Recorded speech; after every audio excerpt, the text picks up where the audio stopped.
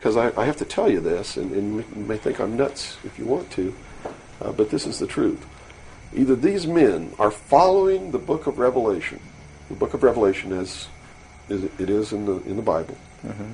They're either following it, just like a plan, and bringing the prophecies in there to pass, to manipulate and control those who believe in those prophecies and neutralize them, so to speak. In other words, if this is written in the Bible and God has ordained it, who am I to resist? It must come to pass. So I'm not going to try to stop it. Okay. What a perfect way to neutralize the opposition right off the bat. Or there really is a God, and what he said was going to come to pass is coming to pass. And I named this, Behold a Pale Horse, from chapter 13 of the book of Revelations. The fourth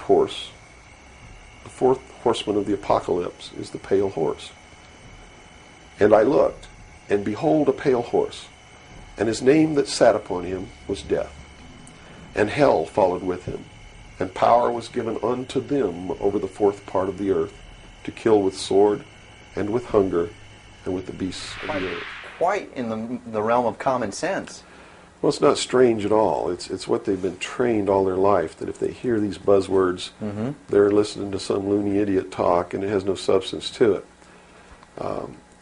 Once they get into it, though, and begin to understand that everything is interconnected, it's leading us toward one end, Mm-hmm. a one-world totalitarian socialist government, and begin to see it coming to pass all around them in their life, and understand that nothing happens by accident. It's been planned for many years.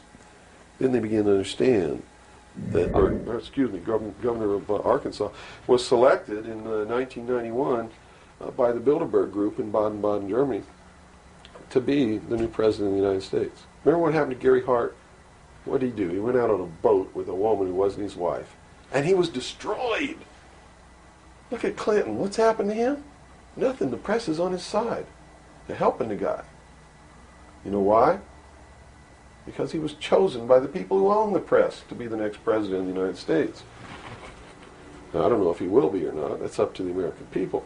Mm-hmm. But if they get their way, he will be. Bush is one of the most heinous criminals that's ever walked on the face of the earth. Bush is the man. He's a member of the Skull and Bones, the Russell Trust. He was initiated in a casket with a ribbon tied around his genitalia, which symbolizes that he's a priest in the temple of Isis. A pagan, this guy. This man is a member of the mystery schools. Well, he has the outward appearance of a good Christian, church-going Christian, no? They do whatever they have to be approved by the people, but in secret, they're not at all. This is a man who practices pagan religious rituals, magic. Doesn't matter what you think of all these things. I'm just telling you, this is what he does in secret. Mm-hmm. He is the man who, when he was chief executive officer, when he was president of the offshore division of Zapata Oil, organized and began the first large-scale drug smuggling operations into this country. George Bush is the one responsible for the drugs on the streets. And the war against drugs is not a war against drugs, it's a war against the Bill of Rights. We've already lost the Fourth Amendment in this war. That's true. And we're going to lose everything else. You watch on, it amazes me, people watch on Saturday night, cops, top cops, tough cops, 911. All of these stories that are glorifying the police state, and they're falling right into the manipulation. As they watch police with no search warrant, with no court order, break down people's doors, tear out their walls, rip open their mattresses. All in the name of the war on drugs. Pretty sneaky. It's pretty sneaky, all right. You see them stopped. Starting in about 1996, the Battle of Armageddon will become a reality.